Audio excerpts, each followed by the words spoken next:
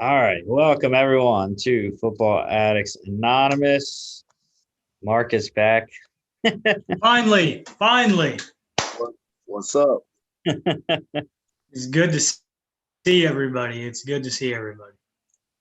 Yeah, I decided not to wear a jersey today. Nothing really special going on today. So, but we did have a full slate of top 25 FCS games this weekend. I was talking to Mark before. Kind of disappointed on the two games of the week that I pointed out, but I did not win a parlay again, Chris. I was very close though. One team disappointed me, and I will talk about that when we get to that game. But anyways, we'll start off with number 11, Chattanooga beating number 13, Furman, 20-18. Chattanooga, I did have in my parlay, however, money line. Yeah, very low scoring game.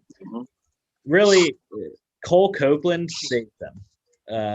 Him coming in at quarterback really solidified the position. Did throw an interception, but did enough his 5 completions to set up the game-winning field goal from Skylar Wilson, who the only reason I put him on here, not just because he kicked the game winner, he is a true freshman kicking a game-winning field goal from 42 yards, which when I was watching the game, they were like, I don't know, 42 is kind of long for this kid right now. So, but he made it, and they won the game. Their defense held off. Really, they scored the field goal with like 7 minutes to go or something like that. So it's not like Furman didn't have a shot after that. But yeah, but we've seen that kind of trend in these games. For some reason, like the last score is always in like halfway through the fourth quarter, and then nobody scores after that. Yeah. The other trend that we've seen is Furman continues to play very, very close games. Losing another one, now down to 3-2. Yeah, 7:36 to go was the field goal. So, anyways, Tyrell Price, really the offense for Chattanooga, as well as Gino Appleberry. They could really run at will against the Furman defense in this one. But yeah, Hamps isn't not a great game at all. Really, 3 turnovers, 141 combined yards. So, other than that, Braden Gilby, Hugh Ryan, and Luke Clark, the 3 guys with interceptions of the Chattanooga quarterbacks. The interceptions for Chattanooga. I think they just weren't on there when I went into it, or maybe I just forgot. But anyways, defensive back Jarrell Lawson and linebacker Ty Boeck. I'm not sure if that's how you say his name. Boeck. Boeck for Chattanooga. Got the interceptions for them. So Chattanooga covered +7 over 37 by 1. Close one in that one. Mm-hmm. All right. Let's head to the first game of the week that I said. This one was the most disappointing out of the two. Number 6. Hands down, agree with that. Absolutely destroyed number 5, Southern Illinois, 44-3. And the thing is, Mark Gronowski didn't have to do much with his arm. His running ability has really been, I think, his biggest asset to the Jacks so far, because I don't know how many rushing touchdowns he has, but it seems like he runs for at least 1 every single game. But yeah, Stone Labanowitz, good completion percentage, didn't do much with his completions though. Not very much down the field. Kari Lyles didn't do much either. Isaiah Davis and Jordan Meacham really ran wild. This was another one that they just ran at will and got turnovers off the Southern Illinois offense. So I second that. I told you when I saw you at lunch today that I thought this would be the best game of the weekend, and then you see the score is 44-3, and like you stated, 8 of 9. I mean, that's great. You only missed one pass, but you went absolutely nowhere. 41 yards and one interception. yeah, and this was one of those games where it started out 3-0 for Southern Illinois. And I was watching at the beginning, and I was like, "Crap! I had South Dakota State money line in my parlay, and South Dakota State's field goal got blocked on their opening possession, and then Southern Illinois went down and kicked a field goal. Their own South Dakota State then fumbled the ball, but the defense held up, got a punt. Then it was all downhill from there with Southern Illinois' other 2 possessions in the first half being a fumble and an interception. 4 total turnovers for the Salukis, only 1 for South Dakota State. Joshua Manchigia, Don Gardner, and Logan Backhouse, the interceptions for the Jacks. All right. South Dakota State covered -4.5 and under 48. Another 1-pointer. A lot of close over-unders this week. Mm. All right, next one. Kennesaw, number 9, Kennesaw State beating Dixie State 37-27. Again, Kennesaw runs the triple option, so not going to be quarterback stats for them very often. Tommy Bryant does have pretty good quarterback stats, though, for a triple option quarterback. Not bad at all. But, yeah, I mean, I didn't get to see this one, but Dixie State, I like their effort in this one. They They put up some points that I didn't think they were going to. Yeah, I mean, I have not been impressed. I mean, I haven't actually watched Kennesaw State yet, but I haven't been impressed with their box scores.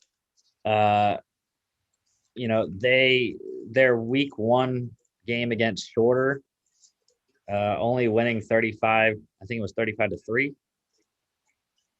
I didn't think that was enough points against a Division II team. And then also they beat Charleston Southern by 5, and now Dixie State by 10. And Dixie State doesn't have a good track record either. Beating Tarleton State, then losing to New Mexico State and Tarleton State again. So, yeah. Not very impressed by Kennesaw State so far. We'll have to see how they fare in their next game. That one is at Gardner Webb. So I think that's Chris, definitely going to be a tough. Do you know where Dixie State is? Utah, baby. And I bet that in the next 2 to 3 years, it probably won't be called Dixie State. I agree. Dixie State's when I was looking up their football logo, their logo makes no sense for their mascots. Yeah. Mark, you know what that is? It looks like to me, it looks like a bison. Does it not? Yeah, it does. That's what it looks like. But it doesn't match up with. They are the Trailblazers. Which I guess, when you went out west, maybe you found buffaloes and rode them. I don't really know on that one. That's not even the worst one. So. I didn't realize where Dixie State was until about a year or two ago either. That's why, I wasn't trying to be funny or anything. I was just, a lot of people don't know where it is or where Tarleton State is. So some of these schools, but I do know that they did, someone did mention them going away from Dixie State as a name this year after everything that had transpired in 2020. Yeah, Dixie State's next game is against Fort Lewis. Dixie State did cover, though, plus 18.5 and over 44.5. All right, let's go to back-to-back overtime games here. URI getting the win, back-to-back ranked wins for Rhode Island over number 18 Albany 17-10 in overtime. Under Cuffler looked like under the weather, I guess. There, I was trying to make a pun. It didn't really work out very. It was on the fly. So, Kasim Hill, the game-winning touchdown there. Albany got the ball, got stopped, and then, or no, Rhode Island scored first. And then Albany did not get in the end zone. But again, I feel bad for Carl Mofor because it seems like week in and week out for Albany, Mofor has been having solid games, and like his team just cannot help him as far as quarterback play goes with Undercuffler there. I mean, I know it's not the average you like, Chris, but yeah, that's immediately what I looked at. I was like, 3.3 average is not that great. I like to see at least a 4-yard average, which, I mean, but yeah, he had a decent game though. 76 yards isn't too bad, and 34 in the air too. So. Yeah, another guy I'll highlight on the board here, Ivory Frimpong. He had another good game for Rhode Island as well. I don't actually know what Rhode Island's mascot is, considering they have just a letters as their logo. Oh, they're the Rams, Rhode Island Rams. Mm-hmm. That's right. I actually.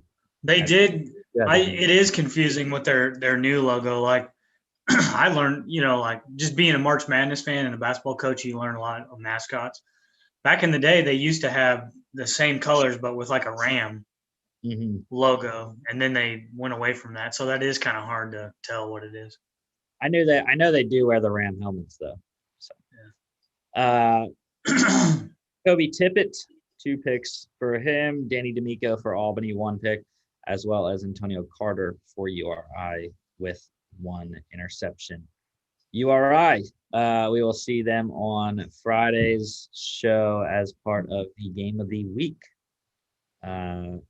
which we will talk about then because we do not have the other team that they are playing in this week's recap because they got their game postponed. So anyways, URI covered -3 under 63, way under. Mm-hmm. All right. 1 spot down in the rankings here. Number 19, VMI. VMI. For the first time since 81, VMI 4-0. The Cadets, right? Is Cadets? Or is it? It is. Well, it's the Keydets. I was going to say, I heard them call them the Keydets when I was watching the game. Yeah. It's spelled key. Overtime win against Sanford. And I told you on Friday, Chris, Sanford is a fighter. They have been very scrappy in all of their games this year, going to overtime in back-to-back weeks. Just not being able to get it done. I mean, this one came down to really VMI because Sanford scored a touchdown on their opening drive of overtime. VMI goes down, scores the touchdown, gets the 2-point conversion, and wins the game. So, but yeah, crazy stats for Liam Welch. I think he actually broke the Sanford single game passing record in this one with 574 touchdowns. Udinsky as well, 353, 3 touchdowns. Crazy back and forth game. Yeah, a lot of guys having solid receiving games. Sanford almost having 4 100-yard receivers in this one. Jacob Harris there for VMI, the leading receiver in the game, 14 for 166 and 2 touchdowns. As well as Corey Bridie on the ground, 100-yard performance. And then we had 3 guys with interceptions there. Sanford, Tremarcus Cheeks, Connor Riddle, and Josh Surratt for VMI. It's crazy though, because the amount of yards that were put up in this game, you'd think that the score was a little higher than this. I mean, they did score over 70 total points, but still, I would have thought that they would have each scored like over 40 at least. This is the type of game that just would take me back to like old SEC coaches rolling in their graves. And this is like the new wave. Young generation wants to see the ball just flying everywhere and close games. We've talked up to this point kind of how everybody's ran the ball to dictate, time of possession and momentum. You get to this game, you got 570 yards, 353. This is that new young fans. That's what they want to see. But I'm with you, Chris. You would think that the game would have been what? Maybe 54-53 instead of 38-37. Mm-hmm. Yeah, one possible reason for that, obviously there was 3 turnovers, but third downs were not very good in this game. VMI 9 for 21. Oh my God. Sanford 7 of 17. So yeah. One of the 2 things that I talked about in the fall. Football is position, field position, and who can convert on third downs. Yeah, there was also 6 combined fourth down conversions. They were actually pretty good on fourth down, though. 3 of 4 for VMI, 1 of 2 for Sanford. So pretty good on fourth, not so good on third down. Yeah. Hey, mark my words. I mean, I'm never going to go back to high school coaching football, but if I would ever go back, I would rarely punt it in high school football. Unless it's the end of the game situation. Give me 4 downs to beat you and dial something up. Big game for Montreal, Washington there. 3 touchdowns in a losing effort. VMI cover +3 over 65. All right, another very high scoring game. Number 22, Incarnate Word, 56-45 over number 16, Southeastern Louisiana. Yeah, this one, when I was watching this, Incarnate Word was, they had to score 56 because Southeastern came back very hard at the end. They scored 3 straight touchdowns to make it the 11-point game that it was. But yeah, I thought this one was just early. Excuse me. Incarnate Word, the Cardinals were blowing them out. It was 42-16 with 13:32 to go in the third quarter. And then 3 straight touchdowns at the end for Sela, like I said. But yeah, Cole Kelly, Cameron Ward put on the show, especially Cameron Ward. It was every time he threw the ball, really, it looked like it was downfield pass, 20-yard completion.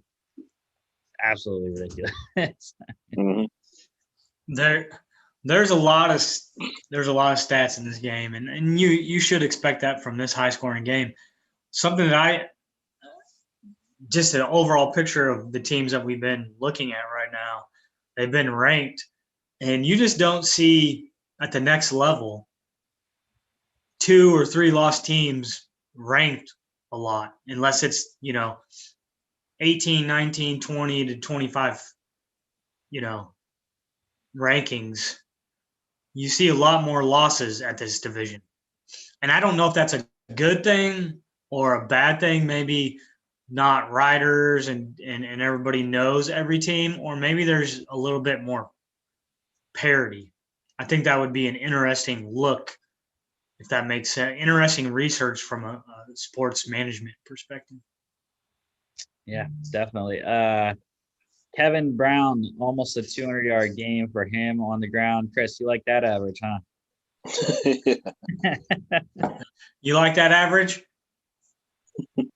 Yeah, almost 15 a carry. That's pretty good. Well, take away 75 and then on 1 carry. His touchdown was a 75-yard score. He had 4 receptions as well. He's busy. That's a busy day. Yeah. Trey Wolf also for URI. Crazy. receiving yards as well. Robert Farrell with 2 touchdowns. A million other guys with touchdowns in this one. Moses Reynolds, the only interception of the game off of Cole Kelly for the Cardinals. And yeah, that was there was 2 fumbles as well, but 3 total turnovers in this one. Again, crazy. I thought Incarnate Word lucky to win, considering how much Southeastern came back at the end. But good game by Cam Ward there. Incarnate Word covered -1.5, stay undefeated. Over 66, way over 101 points in this one. All right. The second game of the week that disappointed me specifically because it lost me my parlay. Here we go. Battle of North Dakota, number 4 North Dakota State blowing out number 2 North Dakota 34-13. And I mean, Thomas Schuster did not play good at all. But I was right, Chris. Zeb Nolan threw 2 interceptions early, and Cam Miller came in for like the whole second quarter. And I was almost correct, except that North Dakota State had this guy named Hunter Lupke that literally just destroyed the UND. Fullback, Yep. baby. Fullback. We're going back to Moose Johnston and Mike Allstott type of days, guys. Dude, it was just every single carry he was getting 5, 6, 7 yards. And the 3 touchdowns as well. And literally, that's the only reason they won. Because if they would have had to throw the ball, Zeb Nolan was not doing anything. And I've said this kind of repeatedly that Zeb Nolan is not the quarterback. He is not the next North Dakota State quarterback like Trey Lance and Carson Wentz were. Cam Miller, like I said, Cam Miller might be. But he needs to get more opportunities. I don't think Zeb Nolan should start the next game. That's just me. But it doesn't hurt when you have a guy like Hunter Luke. Take 75 yards away. I think Otis Weah because he ran a 75-yard touchdown run. Something that I would even ask in this whole equation is, does NDSU just know how to win because of all the years that they've been winning? Because I do think North Dakota has the personnel to match up right now, but there is a culture that you can create around a program that has won. And so is it better to lose right now and to face them later down the road? Does that make sense? Well, the thing is, the biggest reasons why North Dakota failed was, for one, Tommy Schuster, like I said. But they punted on their first drive, got an interception, but then they turned it over on downs twice in the first half. Fourth and ones that they just could not convert. And I wasn't sure why they ran with Otis Weah, really. I believe they ran on both of those with Otis Weah. I know the first one they did. Let's see, the second one. The second was a 4th and 8. That one also didn't make sense to me. I don't know how good their kicker is, but they were at the North Dakota State 31. I thought they should have kicked a field goal there. As well as they punted the ball late when it was the same score, 34-13. They punted the ball with 6:28 remaining. I was very confused. I was like, what are you doing? That didn't make sense. Yeah. It was only 4th and 5 too. Very manageable. So I thought the coach, and they actually went for it on downs 3 total times, didn't get it any time. But yeah, it was very bad game for North Dakota. They'll come back though. Easy schedule down the stretch with Youngstown State. Actually, I shouldn't say Youngstown State because, again, Youngstown State's just like Sanford. They're a scrappy team.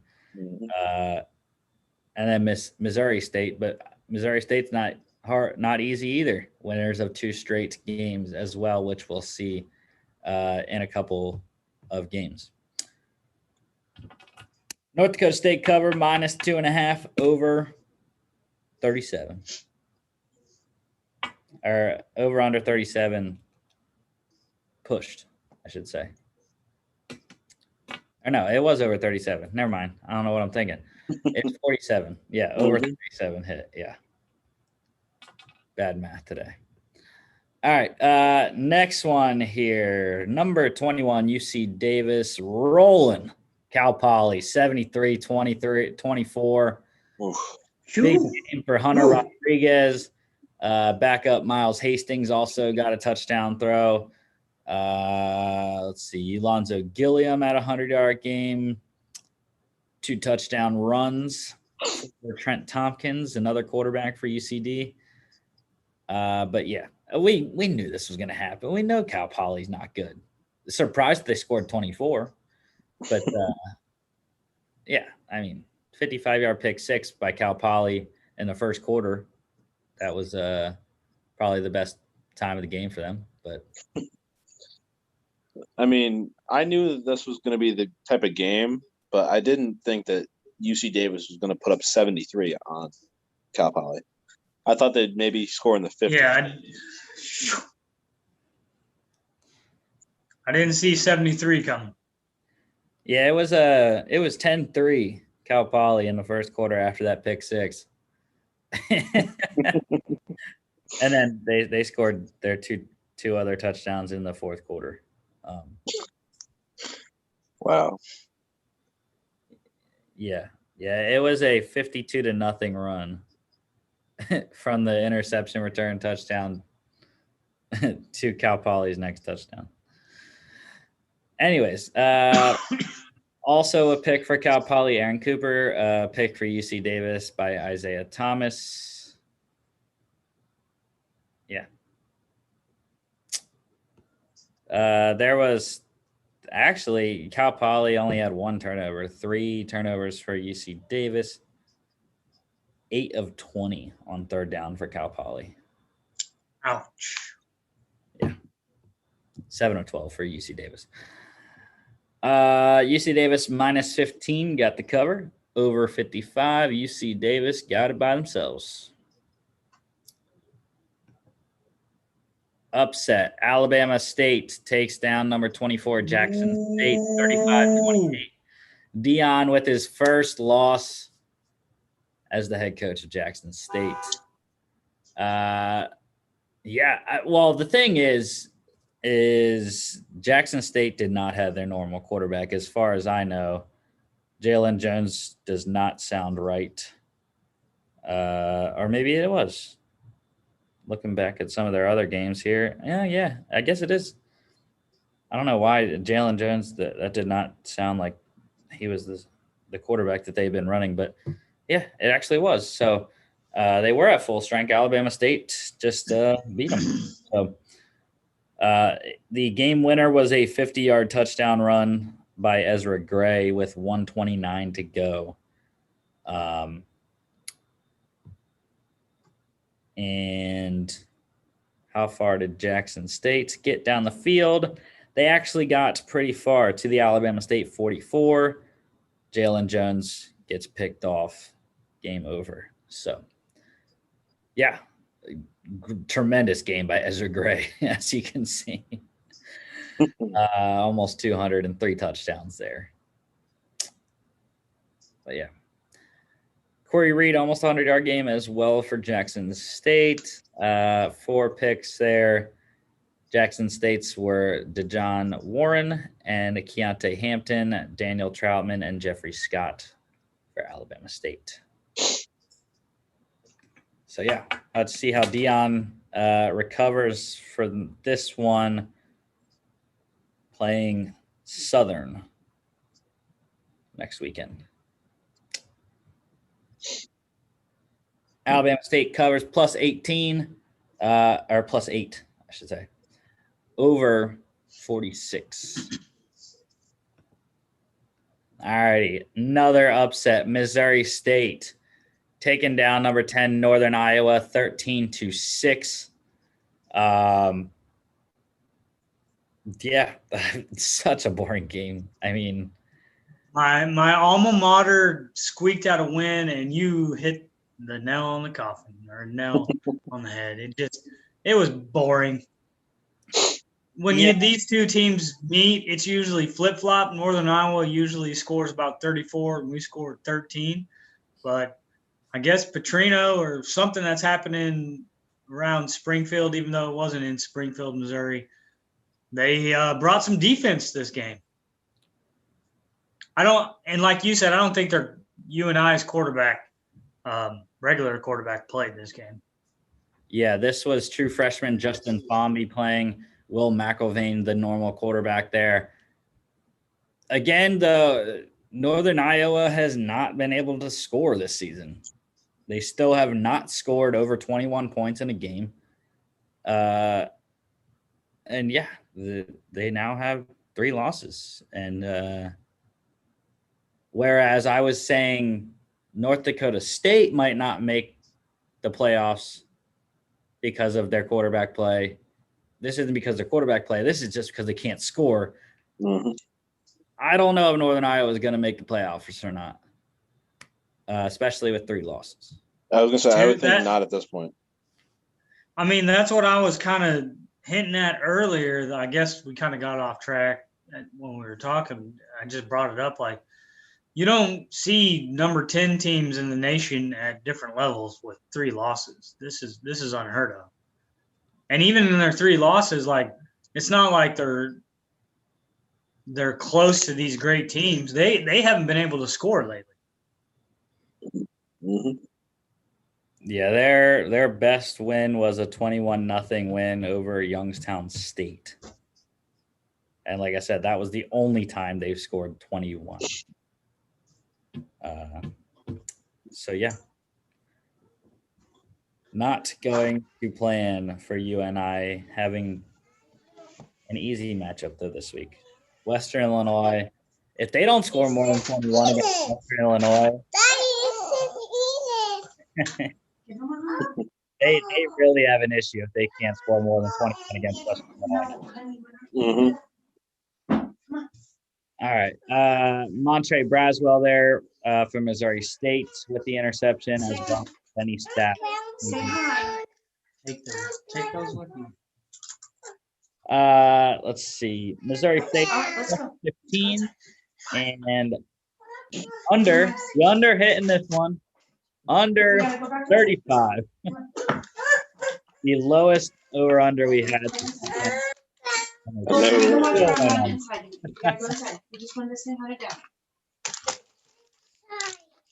All right, another threat here. Third 7, Sam Houston State rolling over Lamar 62-7.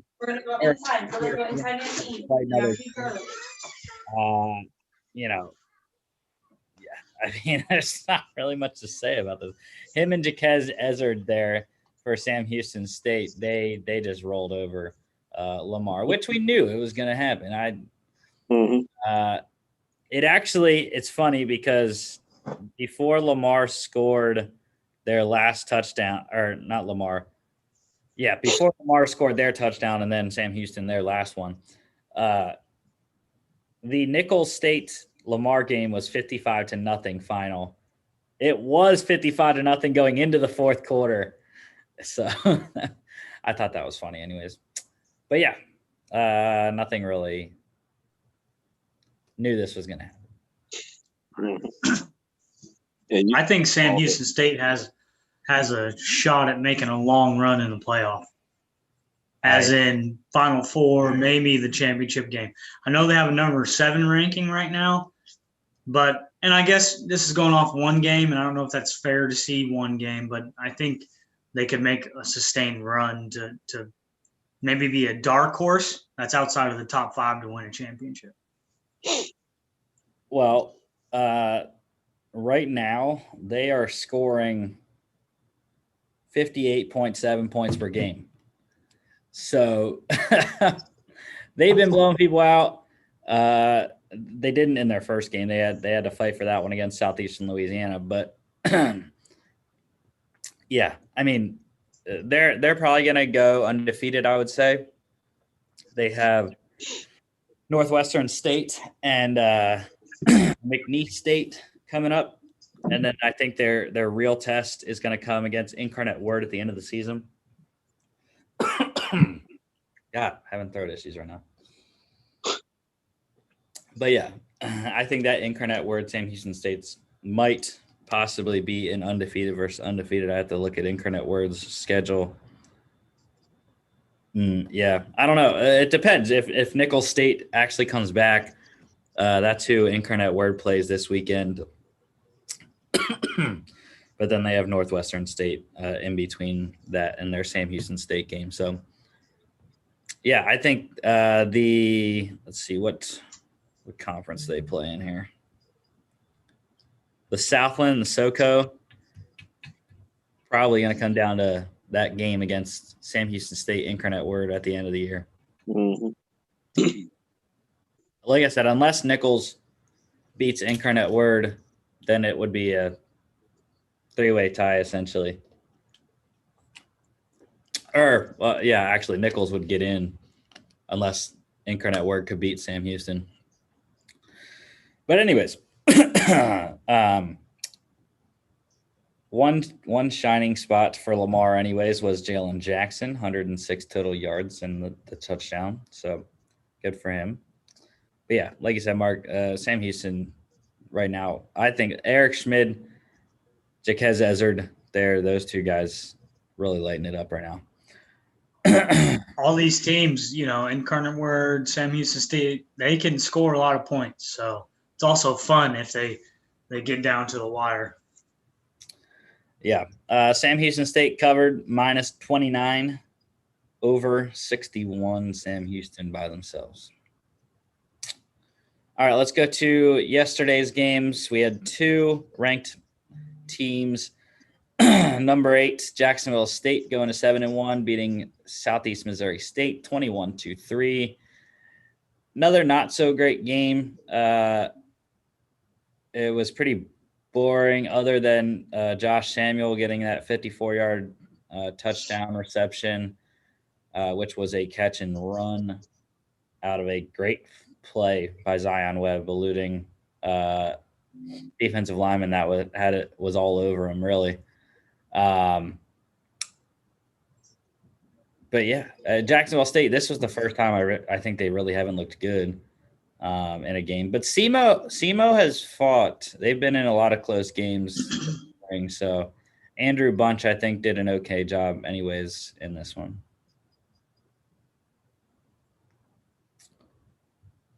I think Jacksonville State's played the most games out of anyone at this division, I think, in a landslide. So not only does that help, but SEMO is they're trying to figure out a lot of things in their athletic department, to say the least. They actually had a big AD position open up. It was like second in command under the new AD that's been there for about 3 years. Great college town. I just talking about that being from Missouri. But I think whoever Jacksonville State does play, whether it's now or in the future, is the more games going to be helpful, or is it going to be players banged up? So I think that's something to keep an eye on. Well, you got to remember, Mark, 4 of those games were in the fall. That's true. I mean, but you at least got to see what your team was. Does that make sense? And then you got some time off. You can study game film. You can practice on your weaknesses. I mean, think about if you could tell me I could play in the fall and spring, man, I would have hopped on that, in my opinion. I think the biggest advantage with those 4 games in the fall was that they played 2 FBS schools. Having Florida you get the money. Obviously, you get the money out of that. Well, they had Florida State on the ropes for a while, right? Before losing by 17, and then they beat FIU. Yeah, I know that was yeah. You got paid to go down to a bigger school and beat them. Yeah, I think Jacksonville State is definitely Final Four contender for the FCS playoffs anyways. I can concur with that. I think the biggest issue is that they don't really play anyone. Except for Not in a good conference. Murray State is probably going to be their opponent in the OVC, Ohio Valley championship there. Yeah. Jacksonville State cover -9, under 51 hit. And I know what is not hitting right now is my parlay. UCLA And this because is beating. Oh, let's go. 12. Let's go, purple. Let's go, purple. All right, final game here, number 25, Murray State staying undefeated, beating Tennessee State 35-13. Yeah, Murray State continues to roll. They've been very good the last couple of weeks. 41-yard pick six by Marvin Pierre there. Quarterback play not so great by Preston Rice. But, yeah, I really don't know, other than the pick six, how they won by that much. I like you said, Jacksonville State and Murray State is about the only people in OVC. And so does that have something to do with it? Because when you look at these stats, like the running backs don't have great stats. They're not like, there's nothing eye-popping. 8 carries, 26 yards. That's 3.3 average. You know, their quarterback, 151 yards, 2 touchdowns, 1 interception, 5 carries, 37 yards. But yet they put up 35. So is their defense that good? Are they causing a bunch of turnovers? Is the special teams just good? Like we talk about field position. Mm-hmm. Is the special teams just putting them in scoring position where they don't have to run a lot of plays? Like I haven't been able to see, I'll be honest, I haven't been able to see Murray State this year.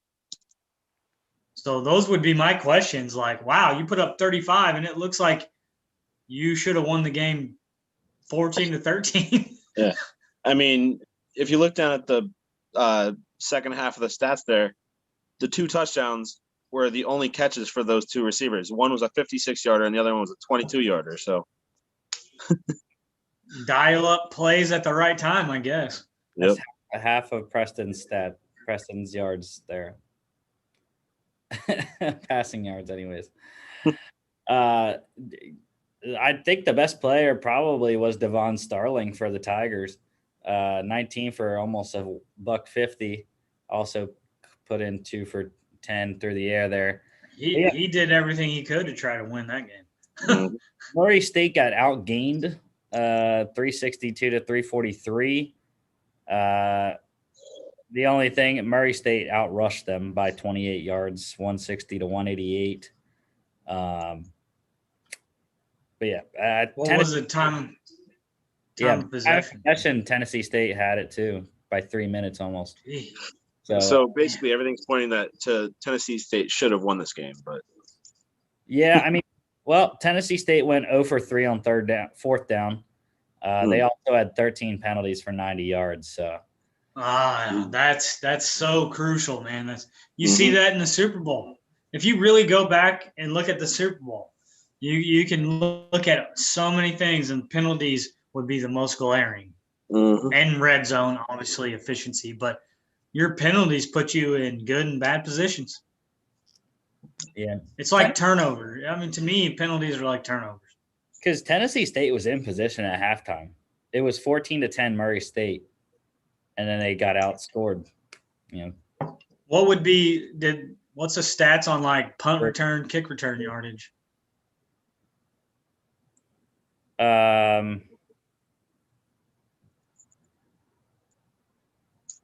Murray State had 4 kick returns for 65 yards.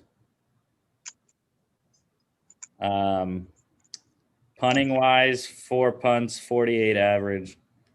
1 inside the 20 for Murray State.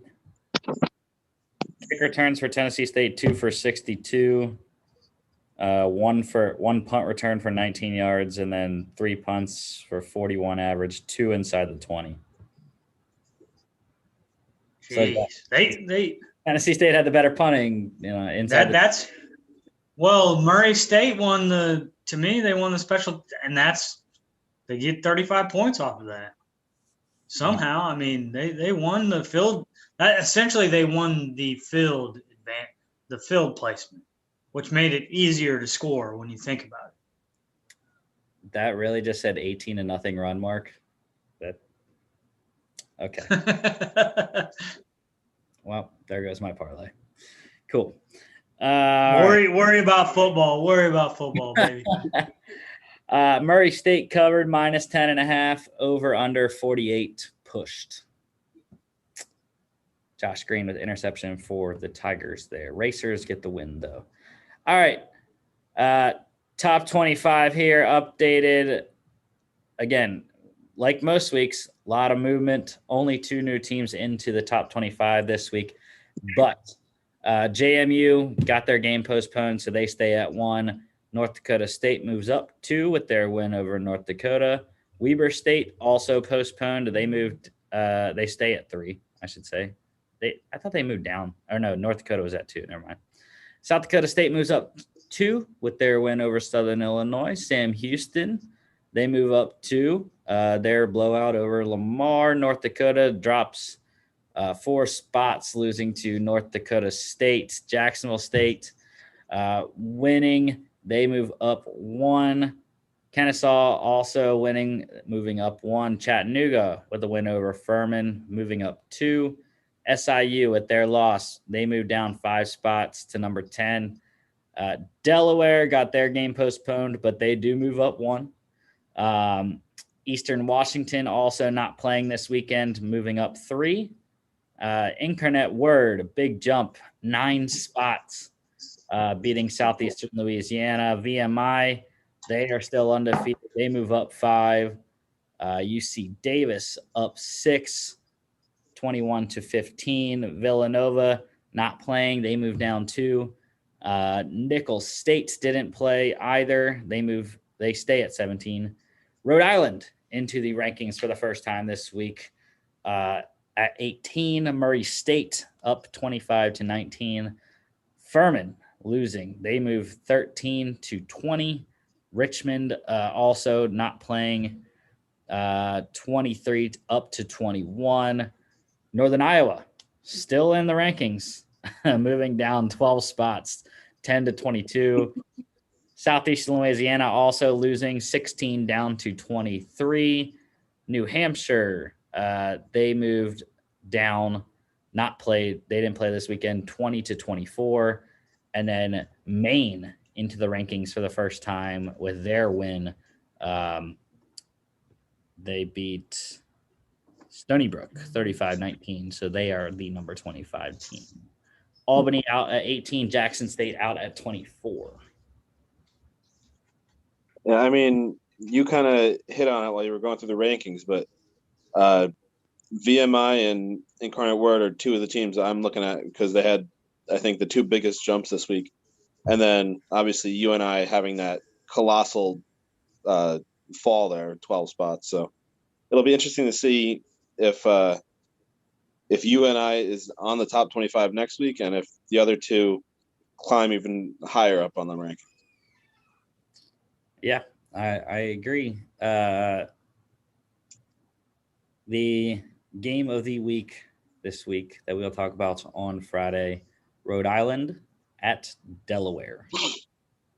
That is the 18 versus 11 matchup there. So, all right, NCAA news.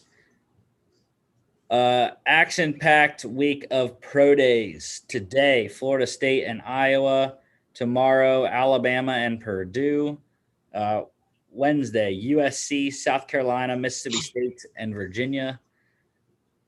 Thursday, Ole Miss, Penn State, Tennessee, Western Michigan, North Texas. Friday, BYU, Michigan, and Virginia Tech.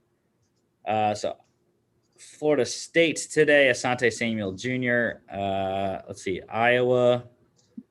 Trying to think who would be at Iowa there. The tackle. Why am I forgetting the tackle's name right now? Is that Davion Nixon? Is that where That's a defensive tackle. Yeah, I was thinking of the offensive tackle that they have. But no, yeah, Davion Nixon. That's probably the highlight there. Alabama, there's all kinds of highlights. But Devontae Smith probably is the most one there, along with Najee Harris. Purdue, we're looking at Rondale Moore there. USC. USC, not a lot of guys. Elijah Vera Tucker, probably. Offensive lineman there. South Carolina. I'm trying to think who would be the marquee Cornerback. J.C. Horn. Yes, Mark. There you go. Mississippi State. I absolutely don't know who's at Mississippi State. That's a tough one. So, yeah, I don't know who's at Mississippi State. Virginia also can't think off the top of my head who would be at, there's a guy I know definitely I think at Virginia. Can't think of it though. Also cannot think of who is Ole Miss is Elijah Moore there, wide receiver. Penn State, obviously Micah Parsons, probably the main attraction there. Tennessee, he's gonna be good. Tennessee. Why am I blanking on his name? Georgia transfer, guard. Oh, Cade Mays. No, not Cade Mays. Cade Mays isn't in this draft. I was making fun of it. I was making fun of it because of his dad. Oh, are you talking about Trey Smith? That was that the Georgia transfer? I don't know. It just says Tennessee offensive lineman. So. Well, I know it's an offensive lineman. I was making fun of Cade Mays. Yeah, I don't know. So I know Trey Smith. Trey Smith is one, but they have a second one. They have Yeah. Western Michigan, I also cannot think of the guy's name right now, but he was on our rankings. He is the most explosive, probably the most explosive player, best returner, I think, in the draft, but I really cannot. Just blanking on names right now. Chris, I know we're you're looking bad right now. I know you're looking it up. We're looking bad. Yeah. Kylan Hill is the Mississippi State guy. Oh, the running back, yeah. Dwayne Eskridge from Western Michigan. I didn't even have to look it up. It came to me as I was going to Google. Anyways, Dwayne Eskridge, yes, wide receiver / returner there. North Texas is Jalen Green. That one I am blanking on the last name. So, because I know they have a absolutely dominant wide receiver there that broke every single North Texas record. I'm not. I was thinking of Tennessee, though. You did say Smith, and I know you're right. But being a cornerback and cornerbacks coach in high school, made me think of like Horn at USC, or South Carolina. And the Tennessee had they had a good cornerback as well, or defensive back. Wasn't it Thompson or something? Am I wrong? I don't know. Bryce Thompson. Jalen Darden from North Texas. Sorry, Mark, I forgot. No, you're fine. You're talking North Texas. I'm still thinking Tennessee because I'm pretty sure the defensive back is Bryce Thompson. And then they had another offensive lineman, like Kennedy or something. I do believe it was Trey Smith, Bryce Thompson, and Kennedy or something. Brandon Kennedy. Those would be your 3 players from the Volunteers. Yeah, I couldn't think of. And I say that because they've been in such turmoil and they've went from a new AD to a coach. So it's made me wonder, okay, who's there for Pro Day this year? Right.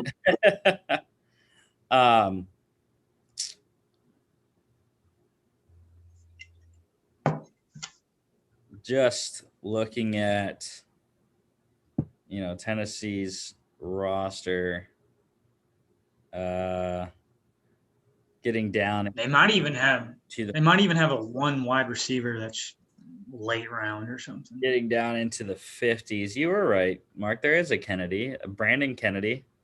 I don't know who that is, but okay. Is he defensive or he's a lineman. I don't know if it's offense or defense. Offense? I think he's offensive line with Trey Smith. They really have. I think 3 players. And then Thompson is the defensive back, and he may be a 4th or 5th rounder. They do have Wanya Morris as well, the offensive lineman. Okay. As far as oh wait, no, he's a sophomore. Never mind. I knew the name though. Yeah, Trey Smith though. Yeah. I don't know who I was thinking of there. Probably Trey Smith, but yeah. Anyways. BYU, obviously, Zach Wilson. I don't know why I was about to say Zach Thomas, not the linebacker for the Dolphins. Back in the 90s, early 2000s. Michigan. Good linebacker, though. Michigan is going to be Kwity Paye, probably the marquee player there. And then Virginia Tech, Caleb Farley. But the news on Caleb Farley is he is not working out. He is having a microdiscectomy on his back. Mm-hmm. So he will not be working out, but he will be there to meet with teams. And I like what I'm seeing out of the purple team, Mark. We're down by 7. 3 minutes to go. I like it. Abilene Christian, known in that part of Texas, you're known for football, not basketball. It's okay because they already beat UT. So Oof. I think UT might have a new basketball coach coming soon. All right, into NFL news here. So it was announced today the NFL draft will be held in person in Cleveland, Ohio, April 29th through May 1st. Who's going? Chris, Mark, and I were talking about it, and we might be going. Are you going to meet us, Chris? Are you going to meet us? I don't know. I gotta see. Come on, Cleveland is not that far. Are we going to go to a baseball game, Chris? You want to go to the Cardinals? I can convert you to the best team in baseball. You're not going to convert me from being a Yankee fan. Trust me. Dang, Yankees, that would be my American League team. I'm just asking you to adopt the Cardinals as your National League team. I can see that with Arenado. I like him. He's one of my favorite players. So there you go. Chris, Cleveland. All right, back on Cleveland. Are we going or what? Cleveland for you, Chris, is probably 9 hours. I don't know. I have to see. It's probably the same for us, actually. It's probably give or take. Yeah. Well, actually, yeah, because it's diagonal. So I don't know. We got almost a month. We're almost a month away from the draft. So hey, I know the steakhouse that everybody goes to. So I'm just saying. All right. So the Packers. They are looking for extra money. That's why they have not done anything in free agency, really. They're trying to restructure Aaron Rodgers, or attempting. I wrote down. They are attempting to restructure Aaron Rodgers. And what I said when Mark and I were talking, I was like, if they do that, I think that's the dumbest move ever. For one, because they're going to end up with a Matt Ryan situation. Uh-huh. Oh, God. Right now. Don't get yourself in a Matt Ryan situation. For 2, that would completely screw up their Jordan Love succession plan because then they would essentially have Rodgers for an extra year. Mhm. So, yeah, I mean, who knows? Maybe they don't like how things are going with Love so far. Like they know more about him than anybody else does. So, well, that's definitely that's definitely a possibility that they got reviews and they drafted a quarterback and then bang, he's not as good as Rodgers. Because here's my thing about the whole. If you look at it from different microscopes, right? The best quarterbacks in the NFL actually learn under someone. Mhm. Yes, they have talent, but it wasn't like they threw Patrick Mahomes to the Wolves with no good offensive linemen in his first year. They didn't throw Aaron Rodgers to the Wolves without him learning under Brett Favre. You know, you have just different – and I think it takes 1 or 2 years to really learn the NFL and to learn the blocking schemes. And it does take offensive linemen to do this. Well, we've had injuries on the Packers' offensive line. They've wasted a draft pick, whether they know Jordan or Love is going to be the next whoever or whatnot. Now they have no money. In my opinion, you either need to roll out one more time with Aaron Rodgers or you trade him. Or if I'm Aaron Rodgers, I'm getting traded this offseason. Mhm. And I am all about staying with one team and having longevity, having a statue outside of Lambeau.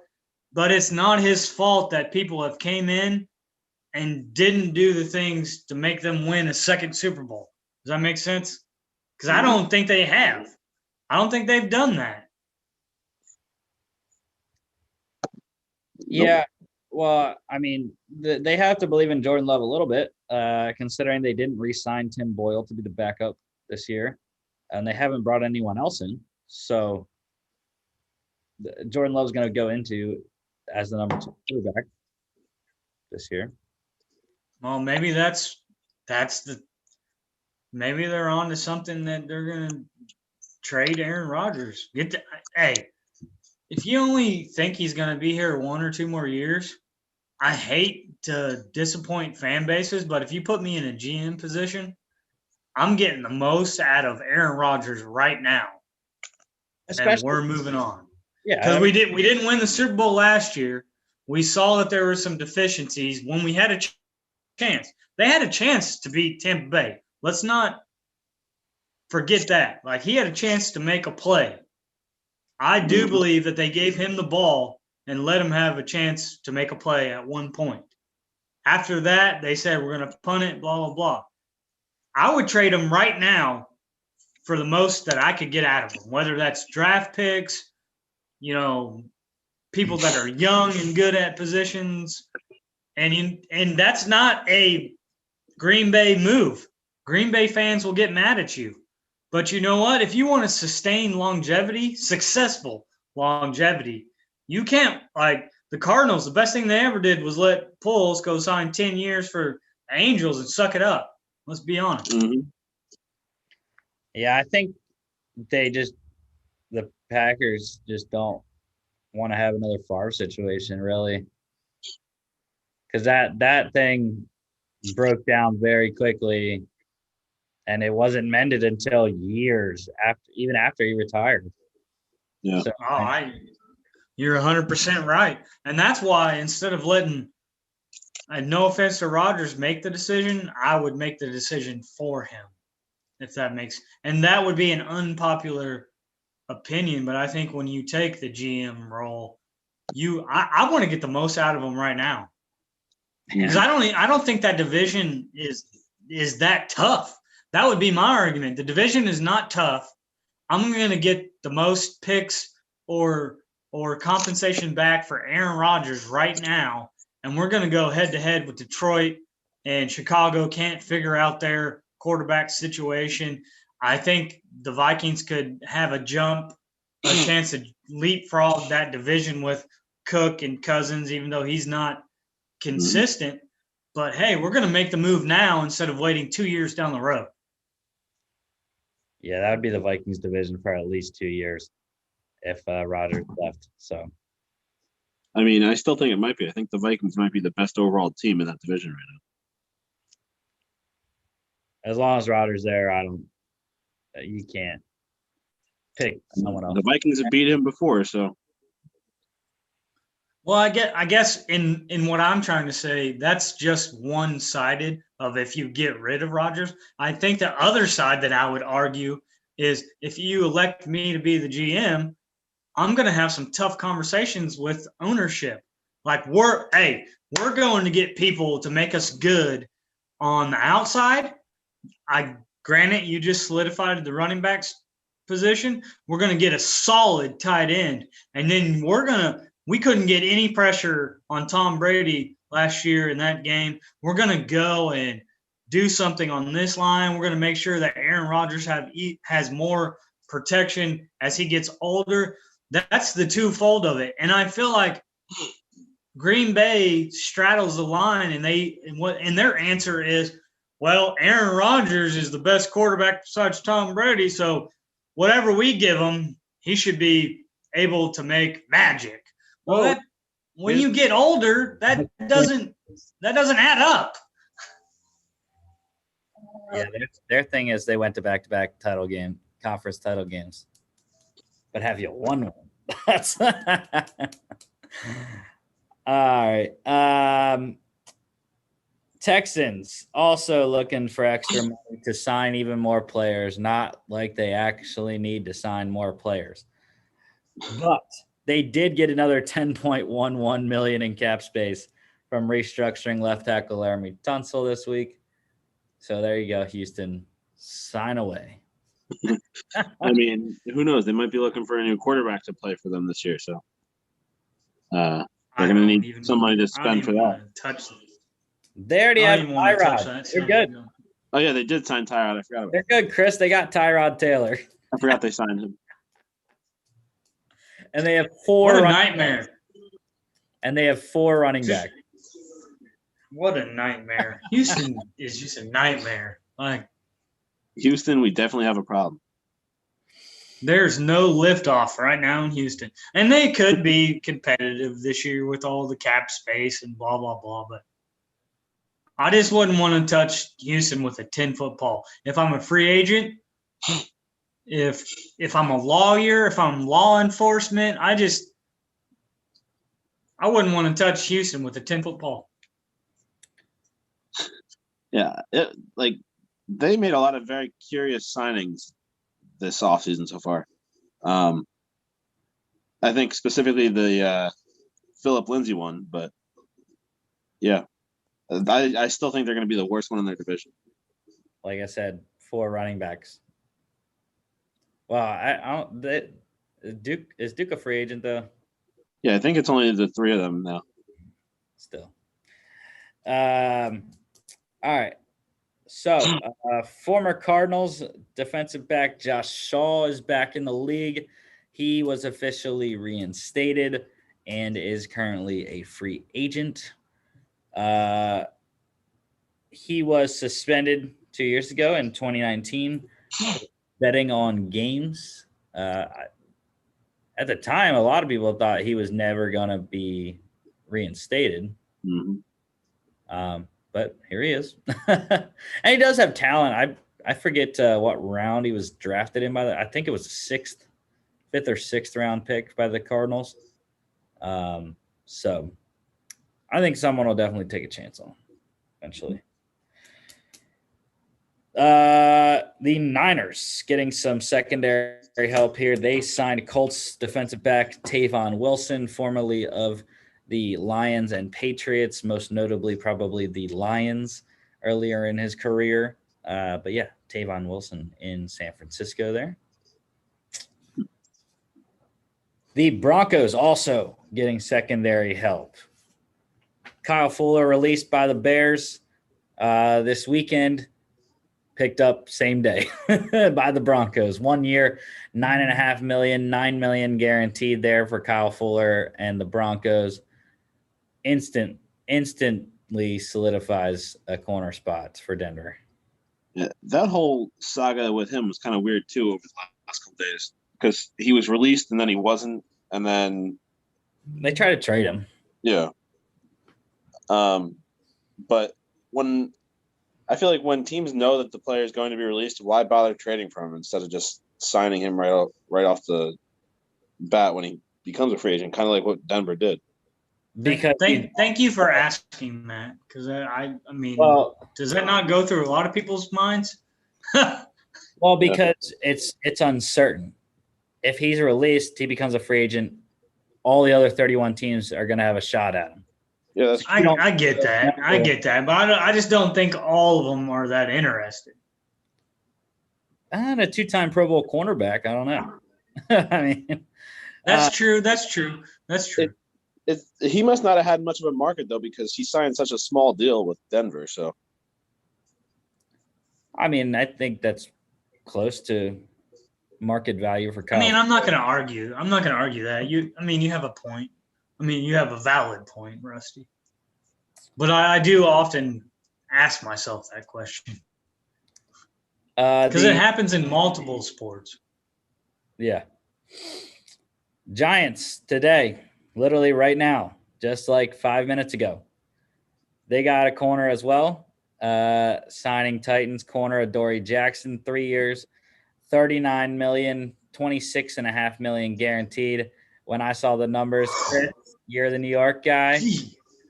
Instantly, I was like, thank the Lord, the Giants are going to regret the hell out of this deal. Yeah, that's a lot of money. They have made some very questionable signings this offseason. With that one and the Kenny Galladay one. I like the Galladay contract, but you don't like the Galladay? I don't, because I thought it was a little too much. I thought it was a little too much. because of his injury history. But yes, the Adoree Jackson one. I mean, I know I said last week that I'm a fan of Jackson, but again, he hasn't had that great of a career yet. So this kind of goes back to my point from a few minutes ago. This is the kind of contract I would have expected someone like Fuller to get instead of Adoree Jackson. Like, I feel like their contract should be switched, but. Well, see, I think that's the difference. Fuller was released. Adoree was already out there. Fuller was released. The Bears got the Fuller first, or the Broncos got the Fuller first. The Giants were probably sitting there. They're like, crap, we need a corner, man. All right, let's go get Adoree. Fine. And, well, the other thing, too, they pushed really hard for him, too, because they brought in his former teammate and current Giant, Logan Ryan, to dinner with him. I think it was last night or the night before. So, yeah, they recruited him hard. Yeah, I heard Logan Ryan also closed Kenny Galladay as well. Him and Daniel Jones together. More secondary news here. The Colts re-signing Xavier Rhodes, 1 year, $6.5 million to stay in Indy, keep revitalizing his career. Had a real good bounce back year with the Colts last year. Going to try to build on that this year. So. Also re-signing with his team, safety Jaquiski Tart, staying in San Francisco on a 1-year deal. Solid safety for them. Him and Jimmy Ward staying together there in the San Francisco secondary. Yeah, I was slightly disappointed in that because that's just another 49ers defensive player that didn't come to the Jets. I thought that there was going to be a lot of 49ers defensive players coming to the Jets, but so far I don't think they've gotten any on the Jets, which I don't want to read too much into it, but it's kind of concerning, I guess, that none of them want to come play for their former coach. But I keep saying this, Chris. Richard Sherman is out there still. He is. Do you think he goes for money or for contender? Contender. That's why he signed with San Francisco. Yeah. Well, I agree.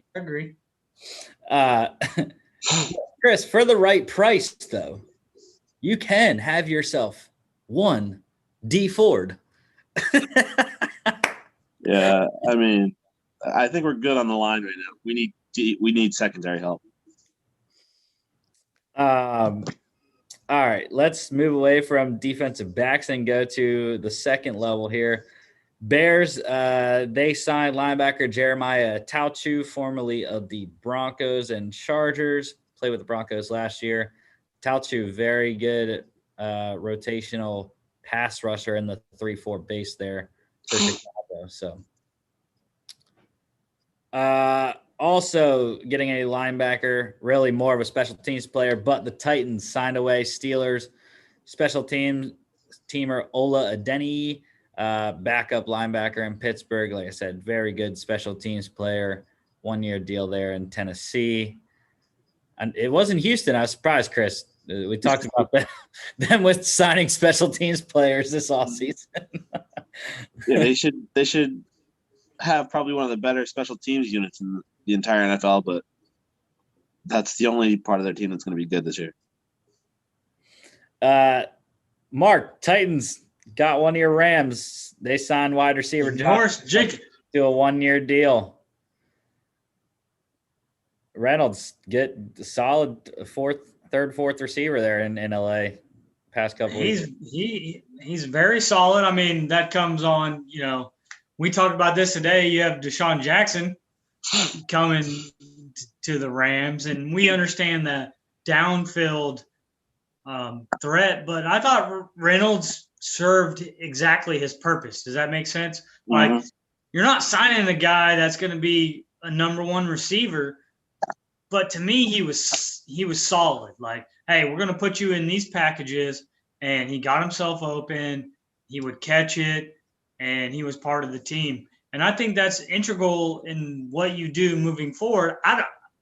Getting Deshaun Jackson, getting Stafford, signing different people, I don't think they could have kept Reynolds, and that's why he's gone. Yeah, I think unless Tennessee drafts a receiver, Josh Reynolds instantly the number 2. He fits right in where Corey Davis. I agree. Mm-hmm. I think he's a better fit in their offense because now it actually lets A.J. Brown be the clear-cut number 1, where Corey Davis had the pedigree of being number 5 overall pick, and also good seasons with Ryan Tannehill. So, we can all agree that Jonnu Smith still being there would have made both Brown and Reynolds better as well. Yeah, definitely. He's gone now. See. Mark, you already talked about the Deshaun Jackson thing. What I will say is what I told you before, though. Instantly fills their need, though. They wanted a downfield threat. I think they're still going to get someone in the draft, probably. That's a speedster, someone like Dwayne Eskridge, perhaps. But yeah, question is, how many games is he going to play? Yep. This is twofold for me. Not to interrupt if Chris wants, and I know that Rusty is an Eagles fan, but it's twofold for me because we've seen Deshaun Jackson be successful. Does that make sense? Mm-hmm. We've seen him be a good teammate. And on the flip side, we've seen him be a bad teammate. And then on the other flip side, we don't know with his age and his speed and the way he plays football what his injury will be. And I still do think as you get into your 30s, if you can stay healthy and make your speed translate downfield, you have a place in football. Does that make sense? And I know that's twofold for everything, but that's the type of player Deshaun Jackson is and will always be. Can you be healthy? Can you translate down the field? Because you're not a big target, but you got a bunch of speed.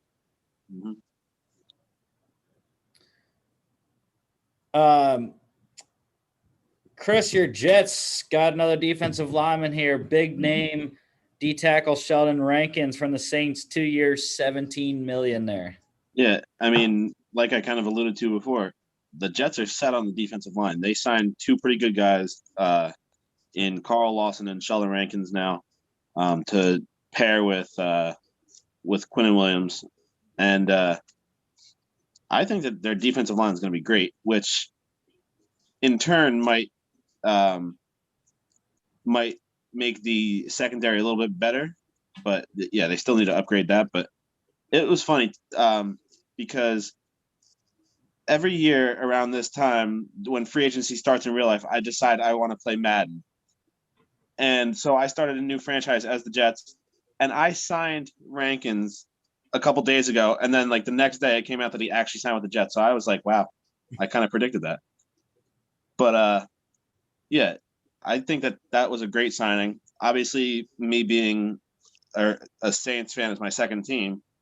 I love the guy with the Saints, and now he's just going to be even more like I'm going to love him even more now because he's the Jets. He's on the Jets. Well, if you want another Saints player, Quan Alexander's still out there for you.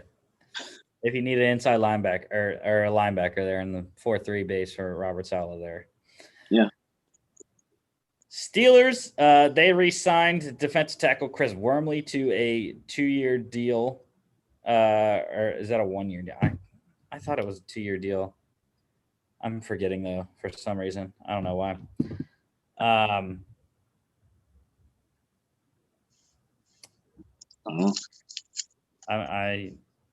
No, yeah, it is a 2-year deal. I was right. I knew I was right. Anyways, yeah, I mean, Wormley really hasn't done as much as I thought he was going to do coming over from Baltimore during the 2020 draft. But he was also injured before. But really, I think with Tyson Alu going back down to Jacksonville, I think possibly, I don't know if Wormley can really fulfill that role or not, but there is a nose tackle spot open on the Steelers defensive line. So whether he does that or keeps rotating in with Cam Hayward and Stephon Tuitt as the defensive ends, who knows? But yeah, I like Chris Wormley, though. I thought he was going to be a good addition last year. Hasn't panned out yet, though. So Raiders, they got more defensive line help, signing Titans defensive lineman Matt Dickerson, 1 year, $1.25 million. Depth guy, really. Mm-hmm. He's not going to get you many sacks, but can push the pocket in certain situations. Raiders also. This was, I think, the most interesting move so far. The Raiders signed center Andre James to a 3-year, $12.5 million extension, $6 million guaranteed. And when Rappaport first said this, actually, I think it was Garofolo, I was like, who in the hell is Andre James? And you guys know, when I don't know a player's name, they're usually they really haven't done much, or they just have been career backups. So yeah, I have no idea who Andre James is, but that is apparently the succession plan to Rodney Hudson now in Vegas. Yep. Who knows if it'll work out or not, but I feel bad for Derek Carr. I mean, you said it was an extension, so that means that he was already signed with the Raiders. So yeah, undrafted a couple years ago. He was going to be a restricted free agent next free agency. Yeah, so they obviously know what they're working with him. It's not like they're bringing in another random, like, low draft pick guy or whatever. They've had him on the team for a couple of years, so they've seen what he can do, and apparently they believe in him enough to take over the hole that Rodney Hudson left.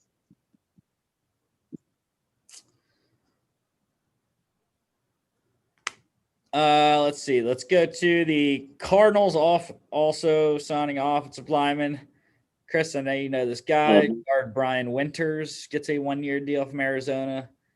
Going to be a backup in Arizona, I believe. Yeah. Yeah, like you said, I know him pretty well from his days as a Jet. And he was the best offensive lineman that the Jets had during his tenure. which is saying something about how bad the Jets' offensive line was, because he's a backup in Arizona now. And I mean, I can't remember if he started or not in Buffalo, but I don't think he made much of an impact either way. Yeah, I think he might have got a couple spot starts, but other than that, not very much production in Buffalo. All right, let's see some visits here. The Cowboys, they're hosting a couple safeties this week.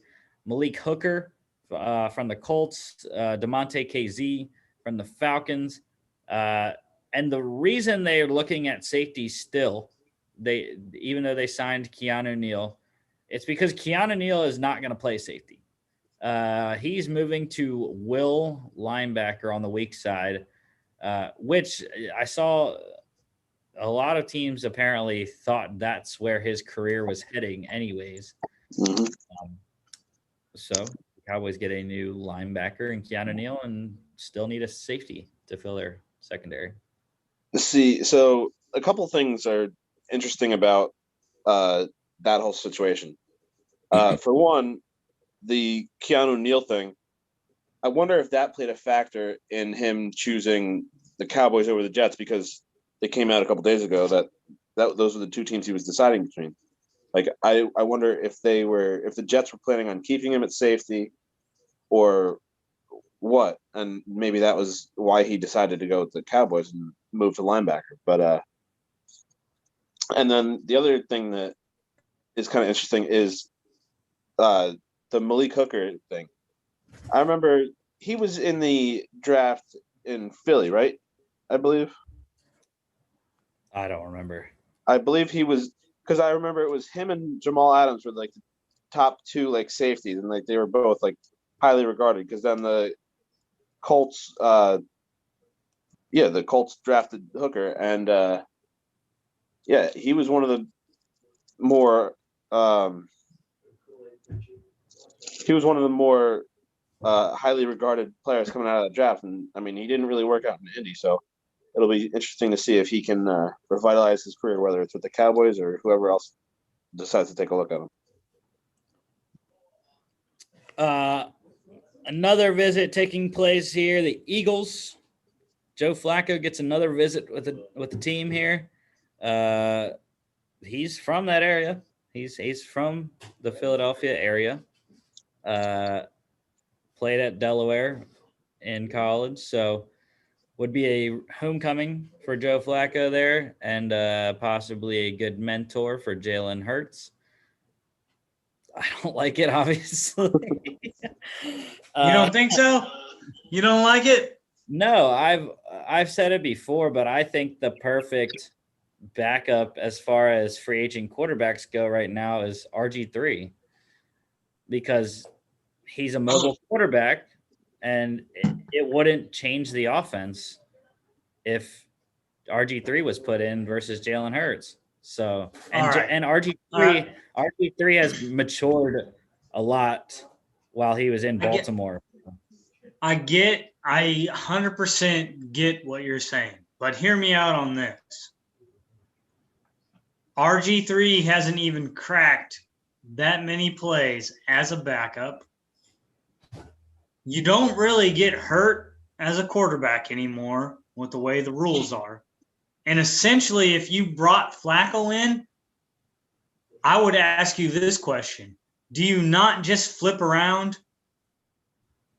Hurts having to overtake Wentz, but now you flip it around where, okay, he won the job, but we have someone like Wentz behind you. How is Flacco like Wentz? Wentz was not that mobile after his injury season. They both are going to set in the pocket, and they're both going to have X amount of turnovers. But they are both going to know the offense. They're both going to dictate the tempo. And so if you bring in Flacco, you clearly have Hurts as the one quarterback. You bring in RG3, maybe there's a quarterback competition. I don't think there would be. I think anyone that they bring in right now is strictly to mentor Jalen Hurts. So would Flacco be a better mentor or RG3? I think Flacco would be, but like I said, I think. But he's still not a good. He's not good. I think RG3 is a better quarterback than Flacco. I still think. And so that would be the argument that I would agree with you on. I still think you need to have the best backup quarterback that you can, in terms of what you're going to bring. To have competition, I agree 100%. Agree. Also, a guy getting a bunch of visits and a lot of interest. His market's heating up right now. Mm-hmm. Sammy Watkins. He's going to visit with the Ravens tomorrow. The Colts are going to have him on Wednesday. And then he is also apparently getting interest from the Titans and Texans. So Sammy Watkins might be off the board in the next couple of days. Yeah. I mean, I'm not surprised that the Texans are interested because, like we've been saying, they've been signing everybody and they don't have any receivers right now, so they need one. And we already touched on the Titans before. They signed Josh Reynolds today, but their passing attack hasn't been that great the last couple of years. So somebody like Watkins that can open up the field will help them out. The Colts, that's kind of an interesting one to me, because I think they have a solid core of receivers there.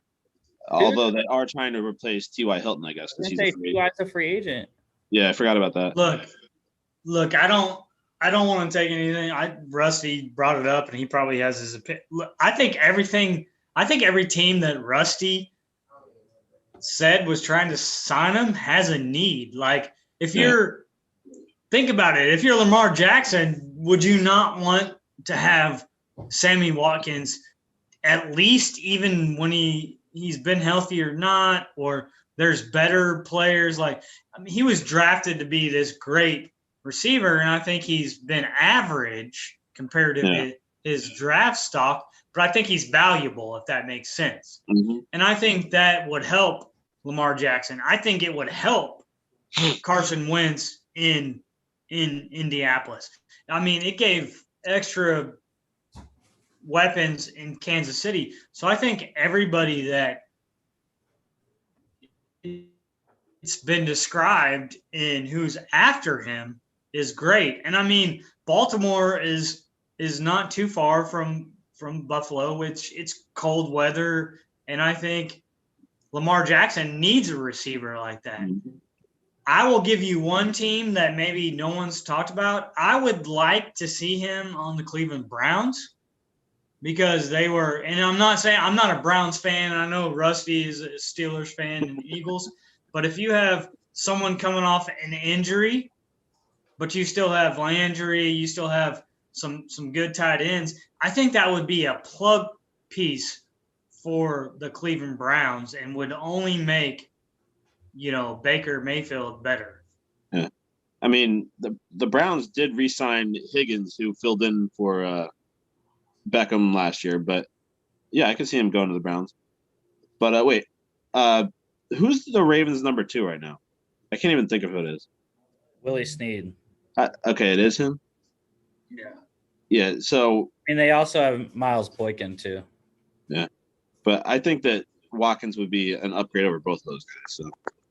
It'll be interesting to see if he actually makes it to the Colts on Wednesday. Yeah, I don't know. I don't just the Ravens. It's been the same thing for the last 2 off seasons. The same thing with the Packers. The Packers, they want to talk about is the wide receivers and the lack of depth at wide receiver. But the Ravens are doing the same thing the Packers do. They haven't done anything about it. So unless they go draft someone, I don't know necessarily if Sammy Watkins fits in Baltimore. Just saying. I actually, now that you said it, I think the Packers would be a viable option. I also think going back to the Buffalo Bills to help Josh Allen would be a viable option. But they signed Sanders, though. They signed Emmanuel Sanders, though. But They really don't have a spot. It's all dependent on cap space. But let me ask you this from just a football standpoint. Can you have too many receivers on a roster the way the NFL is going? Nope. As long as it fits in your cap space and you have a coach that can create a culture, why would I not want to have Stephon, Emmanuel, and Sammy Watkins? I'd love to have all three. Well, because Buffalo And is Beasley, too. they have those two, but they also have Cole Beasley, and they also But I'm just they really just saying, believe like, Gabriel Davis as well. Gabriel Davis had a great last year. I guess my question going in the future, because you're going to be a GM one day, is it really a bad thing to have 3 or 4 receivers?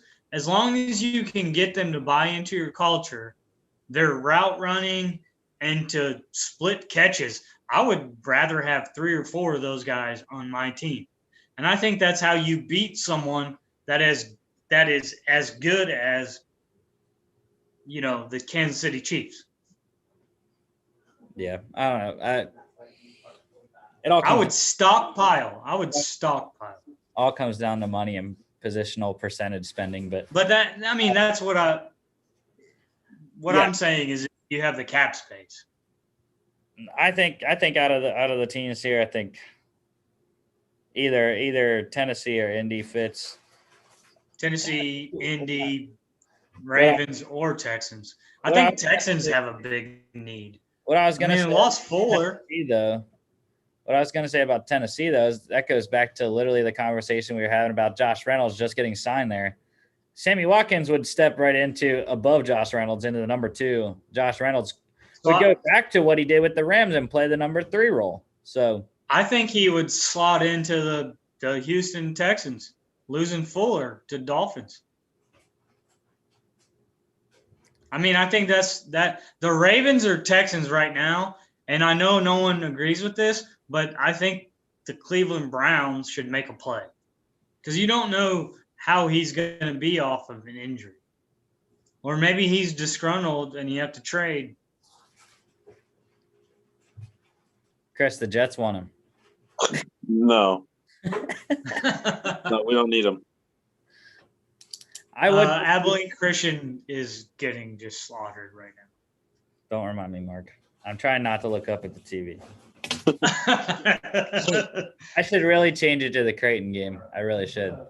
I would actually throw the Eagles in the hat for Sammy Watkins as well. I like that. Wouldn't be a bad fit, I think, there. I still think the Texans make sense. All right. That's all the news we have because nothing else has popped up. Yeah, I was doing the last second look through here. I don't see anything. The Adoree Jackson thing was the most recent thing, actually. So, alrighty, let's go into our favorite Monday game. Mark, this is your first time playing, so good luck. I'm always a winner. I'm always a winner. It's great that Mark is here because now, Chris, if we have a tie, Mark can lose. So, first one. These are the 3 football ones are draft related. No, they're draft related, Chris. We're moving towards the NFL draft here. So, draft host cities. The 2021 draft will be held in Cleveland. On the left, that is what the computer image of it is supposedly going to look like on Lake Erie. The 2022 draft is the site of where the 2020 draft was supposed to be held, Las Vegas.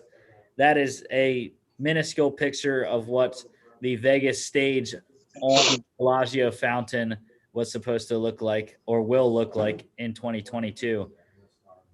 So, Chris, which draft would you rather be at? I mean, that's a really tough one because there's a lot of factors going into this that are not even football related. Like obviously there's a lot of extracurriculars you could do in Vegas. But also Cleveland is a great city as well. And like, while you're out there, I don't really know off the top of my head how far away it is, but you could always take a trip out to Canton too while you're out there to go to the Football Hall of Fame. But no, but going based on football related aspects of this, I think I'd rather go to Cleveland this year, only because of the fact that the Jets have 2 first-round picks, one of which at the moment is the number 2 overall pick.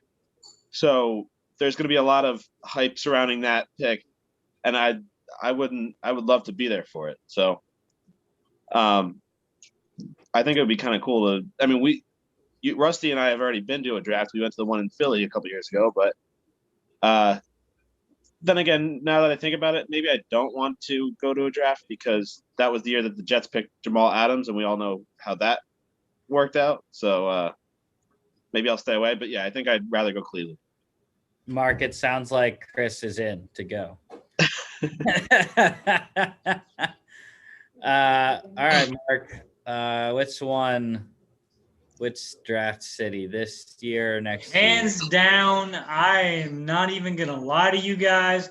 I will throw up the middle finger to Las Vegas. Las Vegas is a great time with your buddies when you're about 24, 25, 26. You make some good choices in your life. You maybe play the stock market right, and you want to stay away from Las Vegas. People will say if you do it the other way, if you play the stock market right, you have a lot of money to play with Las Vegas. I know what happens in Las Vegas. I'm staying away from Las Vegas. I'm going to Cleveland because they love sports. They absolutely love sports. They've got some great food. Las Vegas is just, it's almost like as fast as you can get food is as fast as we make it. LeBron James is from Cleveland. I'm doing some programming with LeBron James. I'm going to Cleveland. And I can't believe I just said that. I am not going to Cleveland. I am going to Vegas. I am going to the sports book while the draft is going on. I have seen videos of what Vegas looks like during March Madness. No. You're going to be so poor. They have. We're going to leave you like the Hangover. We're just going to leave you in the back of a trunk. In Vegas right now, they have these pools with these massive screens that have like 10 different screens on it that you can watch all the games and they have betting insights on them and stuff like that. It'll probably be the same for the draft. And also, I love the scene of the players getting voted out to the draft stage on the Bellagio fountain. Would be great. The only way that I'm going to Las Vegas, if we hook up with the league and we do an exact draft of fantasy football like we do, you guys know what the league is.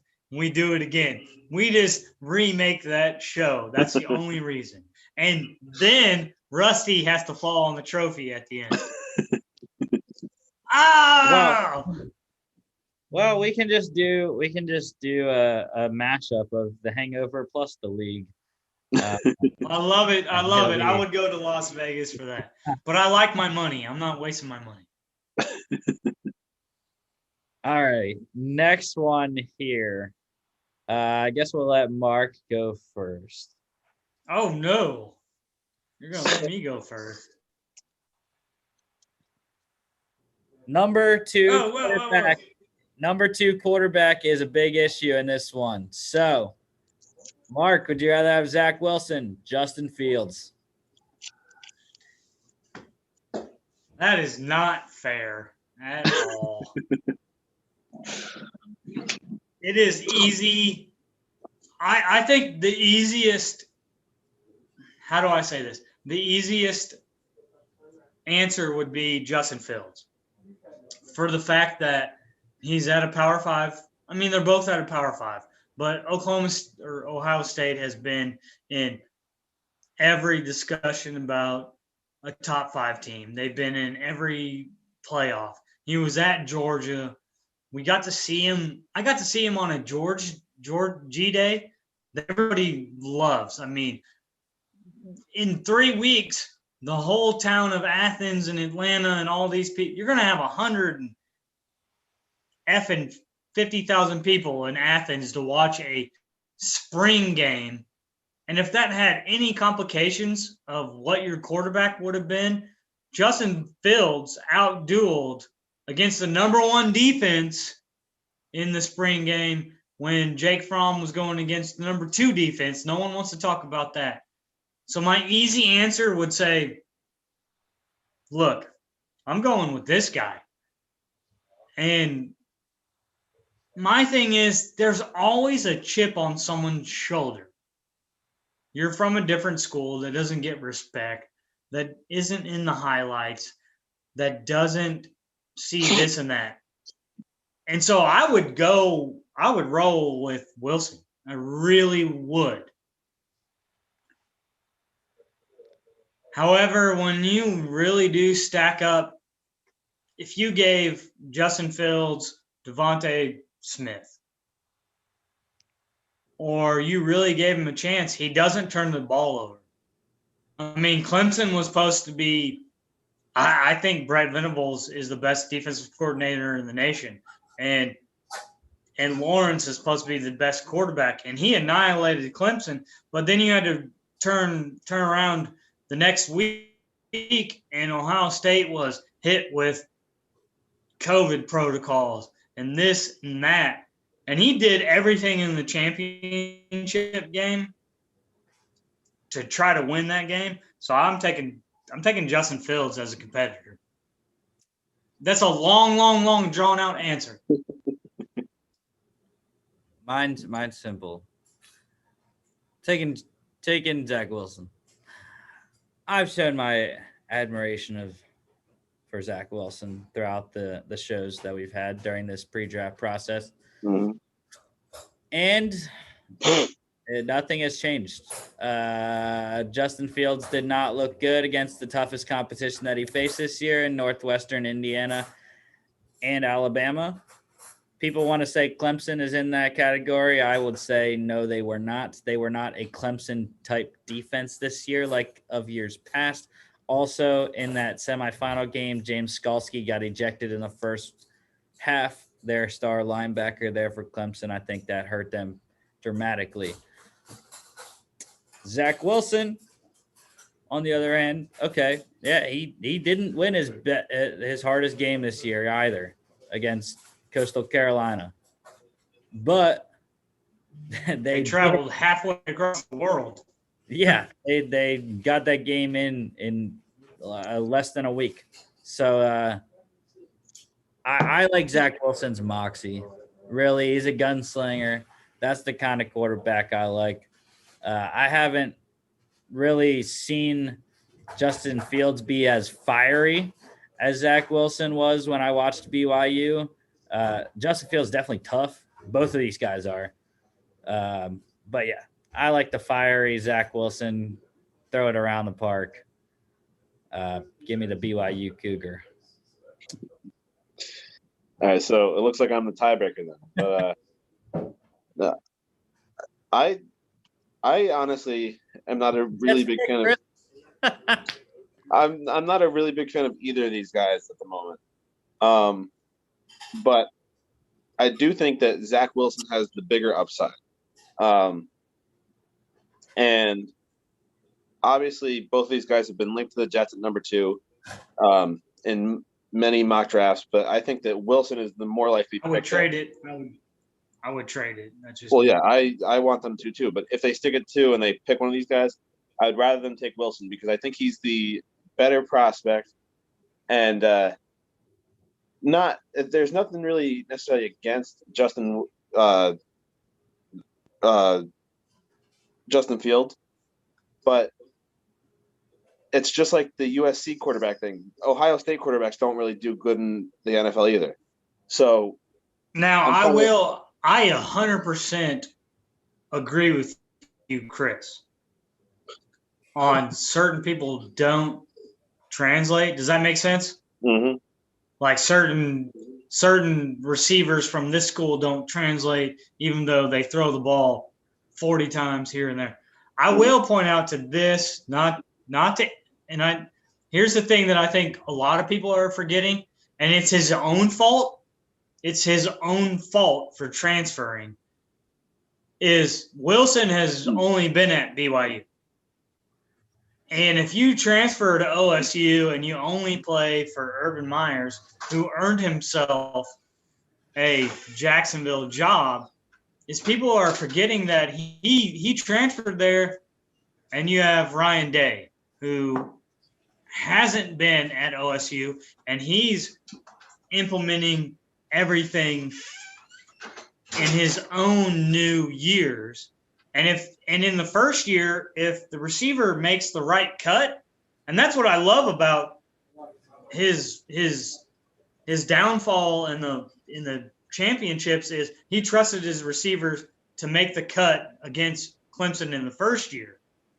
And then he came back and beat Clemson, and they beat them handily, is one thing that I liked about him. Now, he looked very suspect against Alabama, but I think that had a lot to do with other factors than that. And that's, I guess, would you rather? I thought Justin Fields came back in the Final Four and said, you know what, Clemson, I lost you last year, and they made them look pretty bad. Yeah, I was definitely one of the haters on Ohio State last year. I didn't think that they deserved to be there because of their lack of games played and all that. But yeah, he showed that he deserved to be there. But I still think that Zach Wilson is the more pro-ready guy, and I think that, like I said, he has the higher ceiling. And I'm going Wilson. Alrighty. Next one, I will go first on the top tackle in this year's class. Ooh. Granted, Ooh. we know Rashawn Slater most likely going to play guard, so I guess we'll phrase it as best offensive lineman in the draft. Penei Sewell, Rashawn Slater. I'm going Penei Sewell. He has been almost the consensus number one tackle the whole way, essentially, ever since the fall. And, you can see it right there. Again, I said it. I love fiery guys. I like guys that show emotion on the field in a positive manner to boot. But, he solidified the Oregon line this year. I mean, I don't think there was really – Oregon won the Pac-12 championship for a reason. And I think he was a big part of it, giving their kind of two quarterback system a lot of time to throw the ball and run it when they needed to. But yeah, I do like Rashawn Slater's versatility to play inside and outside. He said he's the best tackle in the draft. But I'm going to go with Penei Sewell on this one.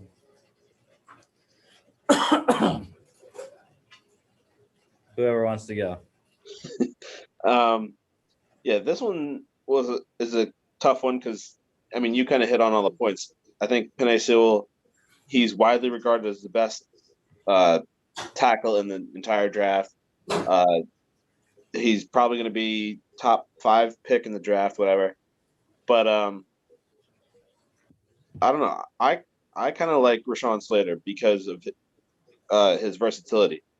I don't know what teams are looking at him in terms of like what his main position will be or whatever, but I just like the fact that he's versatile, and having someone like him on your team is extremely valuable, because if you have one of your other guys go down, you don't have to then replace him with somebody else. You can move him over if you have a guy that can fill in for the position that Slater was playing, which I think is, like I said, a valuable thing to be able to do. So you have, basically what I'm saying is you have options there if that were to happen. Yeah, I mean, other than the versatility, though, I think that they're pretty even in terms of their skill set and all that. But yeah, that's why I'm going with Slater. I think that both of them were valuable to their team. I think one was more communicative than the other one. And I think that Oregon was expecting that and relying on that. And I think Slater Northwestern actually has more upside, because I don't think that their team did as much as Oregon did.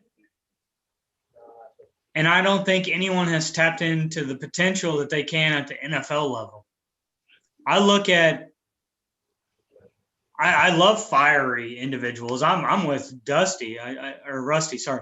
I think they changed the landscape. I think they're the heart and soul, but I think he has a lot less potential at the NFL level, because I think he's tapped out. I think that everybody has said, and going forward, you need to lead us. This is our offensive scheme.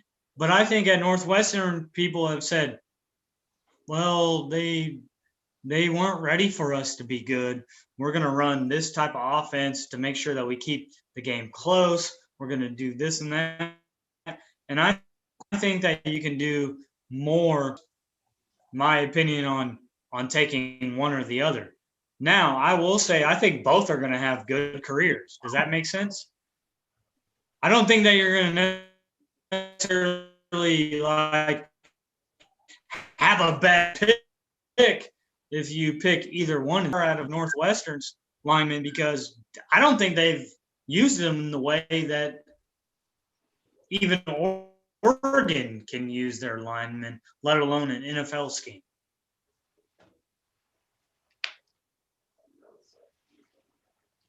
So what was your final decision, Mark? I kind of got lost there. Wildcats, Northwestern. All right. And last one here.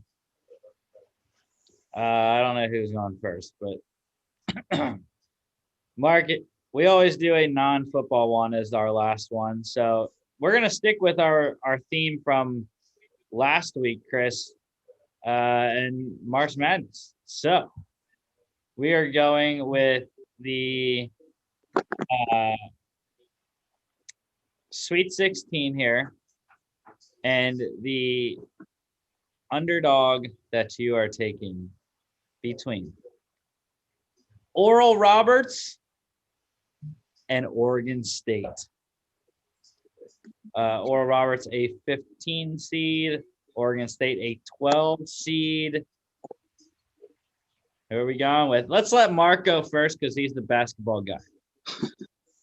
Can you hear me? Are we on the same frequency? All right, Look, here's what I'm going to tell you. I hate to say this, but Oregon State is a Power 5 school.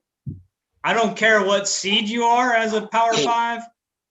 You still have the same resources as Florida and North Carolina and Wisconsin and Baylor and all these schools. So I'm going ORU.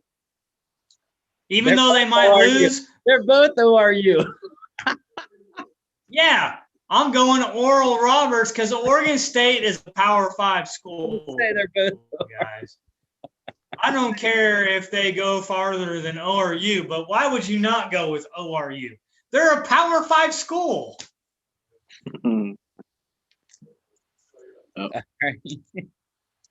That's my thinking.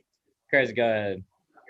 I mean, I would go with Oral Roberts for no other reason other than the fact that they are the underdog of this tournament.